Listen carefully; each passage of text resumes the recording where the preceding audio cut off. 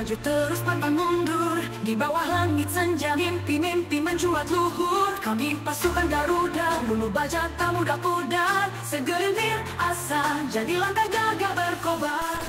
Melihat perkembangan timnas Indonesia, udah sepatutnya kita ikut merasa happy. Apalagi dengan kiprah para pemain di Eropa, pastilah membuat kita semakin intens memantau perkembangan mereka. Dan setelah satu nama, yakni Kevin Dix, udah pakem akan main di Bundesliga musim depan. Adapun pemain-pemain lain yang masa depannya masih menjadi tanda tanya. Mulai dari rumor soal Tom Haye dan Jordi Amat yang sedang digosipkan ke Liga Indonesia, dan Shane Patinama yang katanya ke Thailand, hingga pemain-pemain lain seperti Rizky Ridho, Marcelino, Justin Hubner, Emil Audero, Marcel Kars, dan so pasti Jesus. Yap, dari semua itu tentu transfer Mei serta Jay mungkin adalah yang paling menyita perhatian. Maklum, kedua center back tersebut biar gimana pun adalah dua pemain dengan level yang udah tinggi. Nah, jika Mei udah confirm jika ia akan cabut dari Twente, adapun Jesus yang sampai detik ini belum tahu nih fixnya gimana. Memang sejauh ini Bang Jai masuk dalam komoditi panas tim-tim ternama Serie A. Akan tetapi, dari luar Italia pun juga kabarnya ada yang mantau, termasuk tim raksasa Turki, Fenerbahce. Nah, semisal Jay ke tim tersebut, maka dia akan setim sama Jadon Oosterwolde yang juga pemain keturunan Indonesia. Selain itu, Jay bisa berkesempatan belajar dari sosok Jose Mourinho yang kita tahu kualitasnya seperti apa. Lantas, gimana sih perkembangan transfer timnas Indonesia itu? Yuk kita bahas satu persatu.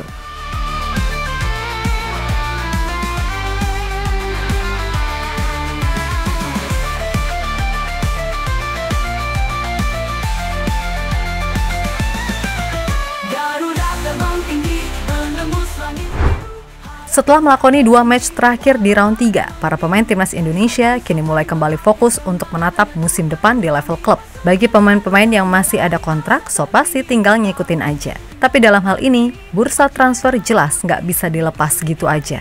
Karena biar gimana pun, pemain timnas Indonesia kini banyak yang terlibat di dalamnya. Ya walaupun nggak masuk kategori top transfer macam bintang-bintang dunia, tapi ini udah menggambarkan jika pemain timnas Indonesia kini udah ikut meramaikan, kan gitu. Nah, untuk transfer yang berkaitan sama Liga 1, ada nih Tom Haye dan Jordi Amat yang katanya mau join ke Persija, atau Rafael Strijk yang mau ke Bali United. Yap, tanpa mengurangi rasa hormat dan respect, sebenarnya agak eman-eman aja sih mereka datang ke Liga Indonesia. Tapi ya udah, soal itu kita amati aja dalam beberapa waktu ke depan, kan gitu. Kemudian ada Shane Patinama yang kabarnya mau merapat ke Liga Thailand. Kalaupun ini benar, ya nggak apa-apa. Walaupun ini juga agak disayangkan karena Shane sendiri secara usia masih cukup muda untuk secepat itu main di luar Eropa apalagi ASEAN. Terus Justin Hubner gimana? Ini juga ada yang bilang mau ke Persija lah, Bayangkara lah, hingga Bali United. Namun berkaca dari statement Justin yang pernah ia utarakan bersama Rudy Salim, ia memang tertarik main di Liga Indonesia, tapi enggak dalam waktu dekat. Sebab di usianya sekarang, Justin masih punya banyak mimpi yang harus dikejar. Dan semua tahu kalau kontrak Justin udah kelar sama Wolves. Beberapa tim udah santer dikatkan, terutama yang dari Championship serta League One. Kemudian ada juga nih tim masa kecilnya, yakni FC Den Bosch, yang berkompetisi di Divisi 2 Belanda juga kabarnya tertarik. Namun dari semua itu, ada pun tim dari Liga Utama Swedia, yaitu IFK Norrköping, juga kabarnya siap menjadikan Justin Hubner pemain andalan di sektor belakang. Ya, pada Agustus 2024 lalu, Justin pernah menjalani trial di klub ini. Namun ketika itu, pihak klub mengumumkan kalau Justin hanya ikut latihan aja, sebab sang pemain juga masih terikat kontrak dengan Wolves. Nah, melihat Justin yang udah free transfer, kemungkinan buat tim tersebut merekrut Justin jadi terbuka lagi. Terlebih Justin datang dengan kondisi prima, non-happy, usai mengantarkan Indonesia lolos ke round 4. Selain tentunya, tambahan motivasi lainnya adalah bentuk cinta dan kasih sayang dari seseorang yang kalian tahu kok siapa. Intinya, jika Justin ke Swedia, ia bisa mendapatkan jaminan tempat reguler dan itu bagus bagi perkembangan karirnya. Karena jika ia bisa perform, maka ia bisa aja direkrut tim besar di sana, seperti Malmo, Mjällby EAF, Hammarby, atau AIK Football, untuk kemudian bisa deh menapaki karir yang lebih tinggi. Ingat, umur Justin masih sangat muda, jadi masih banyak waktu baginya untuk berkembang.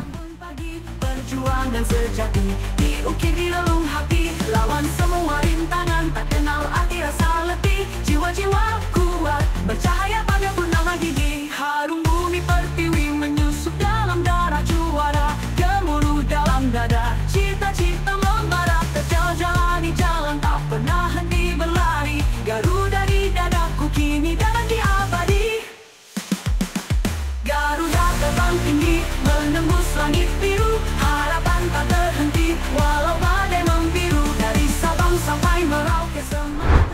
Berikutnya kita beralih ke Marcelino yang kabarnya akan dipinjamkan Oxford usai gelaran Piala Presiden. Dan klub Eredivisie NAC Breda adalah calon terkuat dari Pelabuhan Baru Marcheng. Akan tetapi, menurut berbagai sumber, tim tersebut sepertinya nggak cuma tertarik sama Marcheng. Adapun pemain lain dari timnas Indonesia yang dirasa cukup menarik untuk dicoba adalah Rizky Ridho. Hanya aja untuk Ridho, pihak NAC Breda harus menembus kontrak sang pemain dari Persija yang baru akan kelar musim depan. Jelas jika ini terrealisasi, maka kita bisa melihat duo alumnus Persebaya mendobrak kerasnya persaingan di level Eredivisie.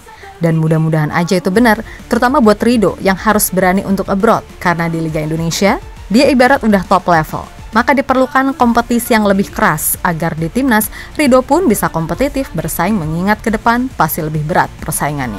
Selanjutnya ada Messi Kurs, di mana ia juga mengkonfirmasi jika 99% dia akan keluar dari Twente untuk mencari tantangan baru. Dan menurut kabar yang ada, Messi masuk dalam radar Valencia, Como, Bologna, dan Feyenoord. Nah, jika berbicara peluangnya, sekarang disebutkan jika Messi paling santer lebih dekat ke Valencia. Yang mana itu terlihat dari Messi yang akhir-akhir ini sering banget bolak-balik Belanda Spanyol. Katanya sih liburan.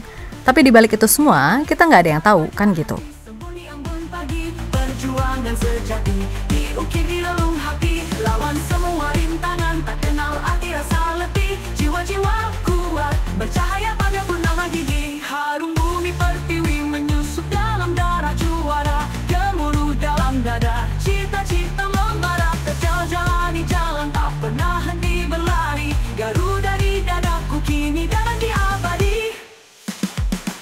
Garuda terbang tinggi, menembus langit biru, harapan tak terhenti, walau badai membiru. Di sisi lain ada pun Jesus nih, kapten kita semua. Yap, pesona Jesus di Serie A di musim 2024-2025 benar-benar telah menarik atensi tersendiri bagi pecinta sepak bola di sana. Dan meskipun Venezia akhirnya turun kasta ke Serie B, akan tetapi itu nggak membuat sorotan ke Jay teralihkan.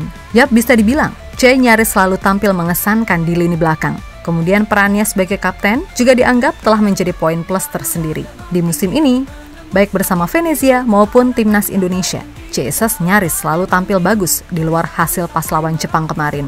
Ketenangan serta kepemimpinannya pada akhirnya membuatnya cukup disegani kendati usianya masih relatif muda.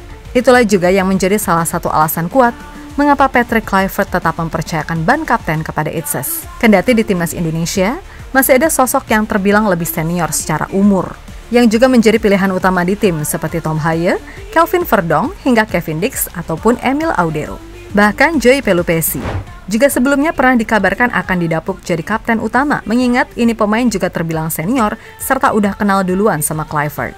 Namun kembali lagi, posisi Jay sebagai kapten timnas benar-benar no debat selagi dia tersedia untuk bermain. Nah, dengan musim yang udah kelar serta Venezia yang terdegradasi, membuat nama Jay makin santer nih dikaitkan sama tim baru. Sebelumnya udah ada tim-tim ternama Serie A, namun sejatinya nama Jay juga masuk dalam komoditi di luar Italia. Seperti raksasa Turki Fenerbahce, di mana tim yang dilatih Jose Mourinho itu memang butuh sosok bek baru pasca keluarnya Serdar Aziz dan cederanya Rodrigo Becao. Dengan harga di kisaran 5-10 juta euro, tentu Jesus sangat-sangat terjangkau. Semisal transfer ini terrealisasi, maka Jay akan setim dengan Jadon Oosterwolde dan bisa mendapatkan banyak pelajaran dari Jose Mourinho, yang biar gimana pun adalah salah satu pelatih terbaik yang pernah ada di dunia sepak bola. Nah, bagi Mo sendiri, timnya sering bermasalah ketika coba mengganti pakem jadi 3 bek ketika situasi memaksa demikian. Itulah mengapa Mourinho sendiri mengakui bahwa ia ingin mengoptimalisasi kemampuan para beknya dengan skema 3 bek. Dan menurut media di sana, keberadaan Jesus bisa cukup membantu karena dalam skema ini, Mo butuh bek yang bisa menjadi ball playing defender. Itulah kenapa Jesus dirasa bisa menjadi salah satu opsi yang menarik. Ada perbedaan yang mendasar ketika Anda bermain dengan 3 bek dan 4 bek. Ketika Anda bermain dengan 3 bek, Anda bekerja dengan pemain sayap Anda, sehingga Anda butuh bek tengah untuk bergerak dan membawa bola. Jika bermain dengan 4 bek, maka Anda akan bekerja dengan bek kiri dan bek kanan, sehingga Anda hanya memiliki 2 bek dan mereka harus membagi beban kerja dan tetap menjaga posisi mereka. Ucap pelatih asal Portugal tersebut. Di balik sangkar baja hati, sembunyi embun pagi, perjuangan sejati, diukir di relung hati, lawan semua rintangan, tak kenal arti rasa letih, jiwa-jiwa kuat, bercahaya pada purnama gigi, harum bumi pertiwi menyusup dalam darah juara, gemuruh dalam dada.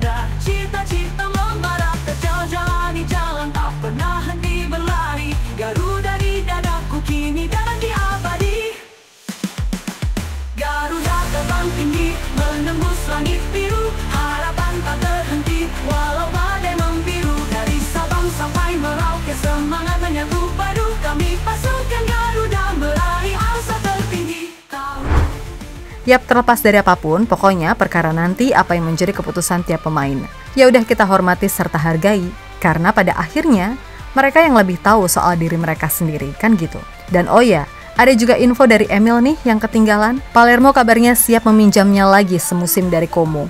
Jika tim itu sukses promosi di musim selanjutnya, maka Palermo siap mempermanenkan Emil, dan bagi Emil, ini bisa jadi tawaran yang bagus. Walaupun sekarang dia punya kesempatan lebih untuk bersaing jadi kiper utama di Como. Ya pokoknya tadi, mudah-mudahan semua keputusan yang diambil enggak malah jadi bumerang. Karena match fitness serta menit bermain itu memang sepenting itu. Untuk menjaga performa biar nggak kikuk. So buat semua elemen timnas, tetap semangat dan sukses selalu. Oke, kita Garuda. Walau badai membiru, dari Sabang sampai Merauke, semangat menyatu padu. Kami pasukan Garuda meraih asa tertinggi. Tahu